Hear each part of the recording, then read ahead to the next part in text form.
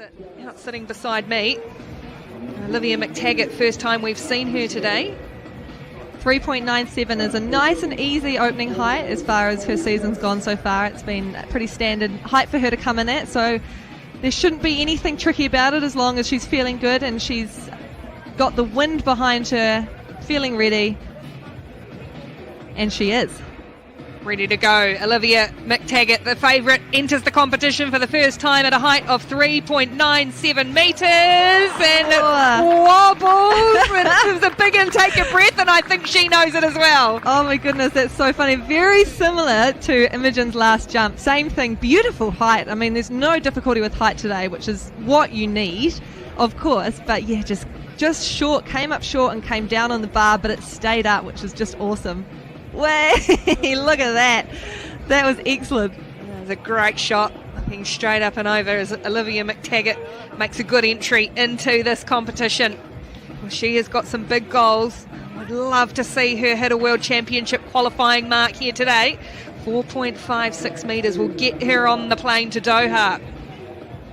Was her brother there? That I was just her saw brother, Cameron, weightlifter Yes. at the Commonwealth Games last year. Yeah, both people pole vaulting around the country, but Jeremy was the first one to really pull together a squad, put all the resources in needed. He did it all himself for many years. He bought the poles, he bought the equipment. It's quite phenomenal how lucky we are to have such a determined and passionate person in our sport, and is really why we can pursue pole vault in New Zealand as a world-class athlete. And it's just proof. All of these are as athletes. Here is one of the best too. Olivia McTaggart, first attempt at 4.07. Should be able to... Oh, jinxed her there terribly. That's the commentator's curse. That wasn't a great takeoff from her. It looked like she was just a little bit under.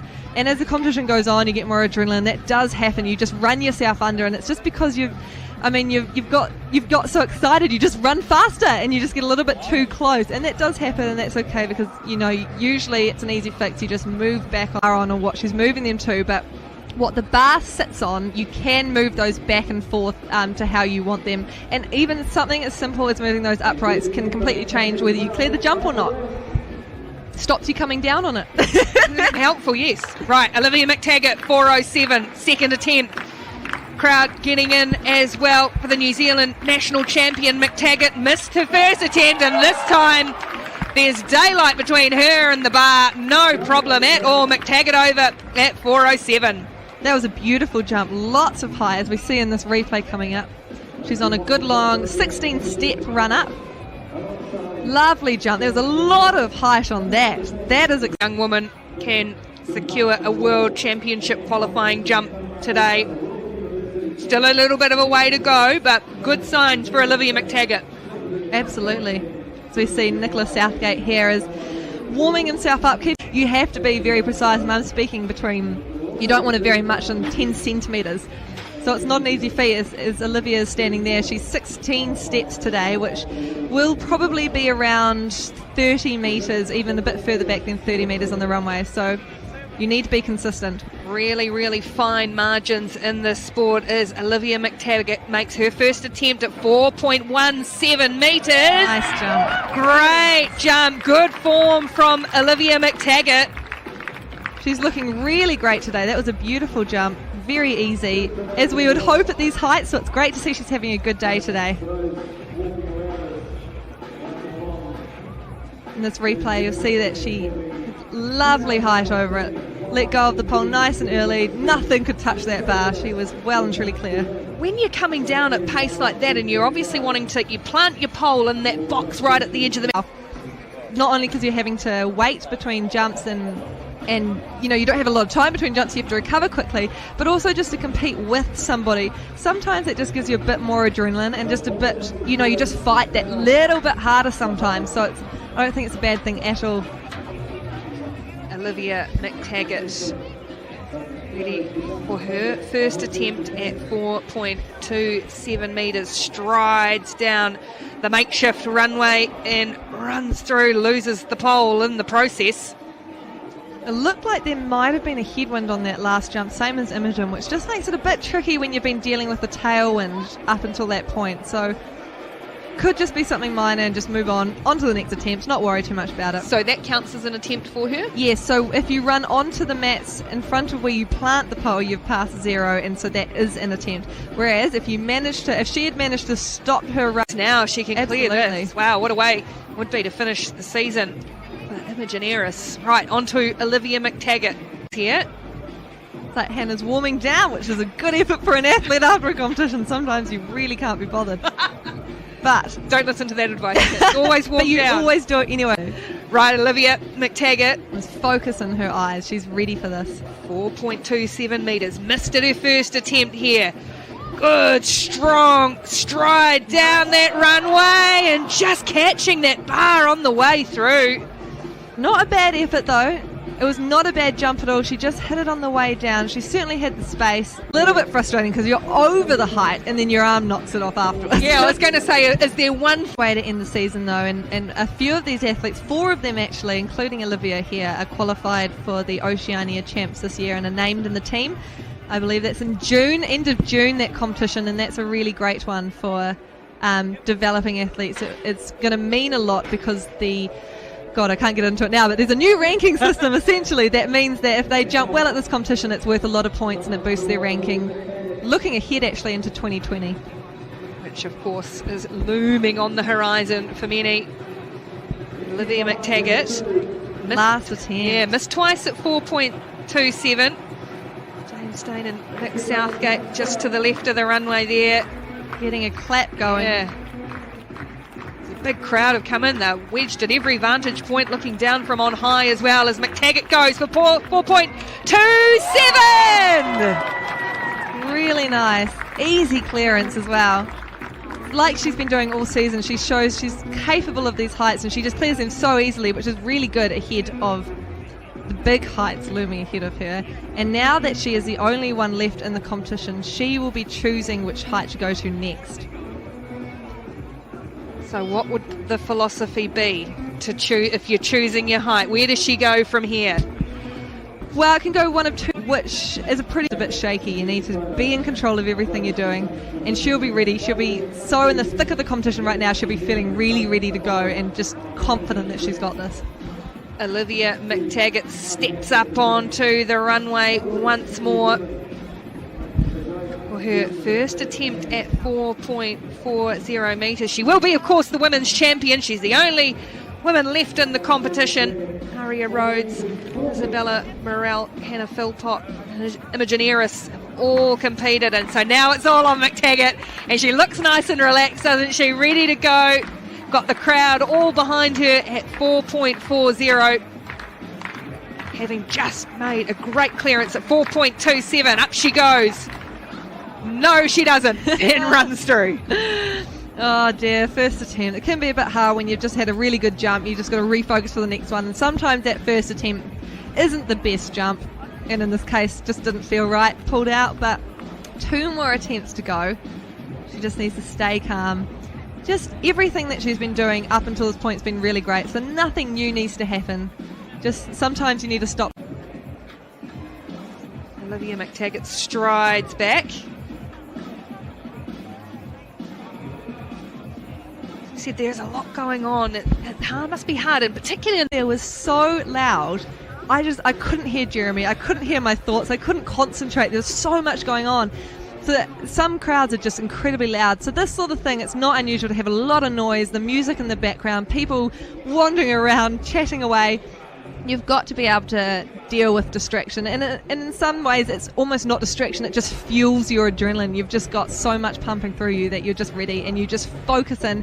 You can see the way that she's staring down that runway. She is absolutely focused. She knows what she needs to do. Second attempt for Olivia McTaggart at 4.40 metres. Missed out on the first, but has looked pretty calm and pretty confident so far here at the Highway P30 vertical pursuit. Here goes McTaggart. Nice. Oh, pole snap. Oh my goodness. It looks like she's probably... Well, that's helpful. But it looks like her hands in one piece, which is important because... Oh, well done. That's a really rough thing that does not happen often. Oh, here it is again. In the rarity and the noise it makes is quite extraordinary, and it was an awkward landing for McTaggart as well. Jeepers. She's got herself up. So it can be a lot worse than that. Nicholas Southgate has broken a lot of poles in his time, so he leaves him really sore.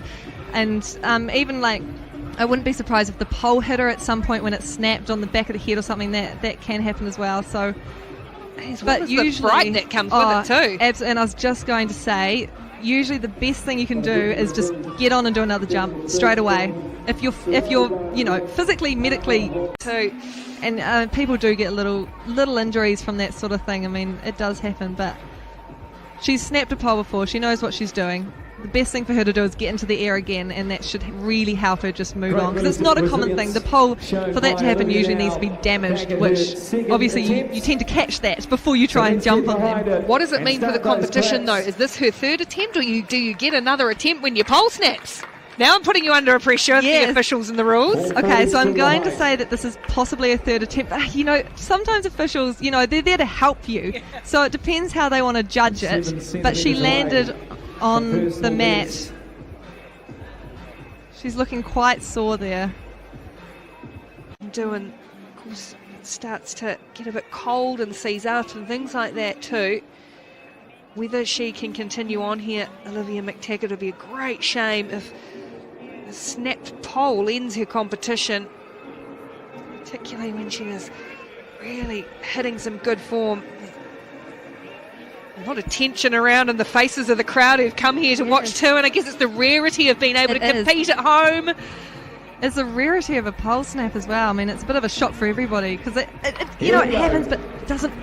It's a rare thing, but it looks like she's going to give it her best shot to get into the air again, which would be a great feat for her. This is really gutsy from Olivia McTaggart. Oh no, she's sore every time she tries to grip that pole in around the wrist and a thumb, and I don't know if she's going to be able to.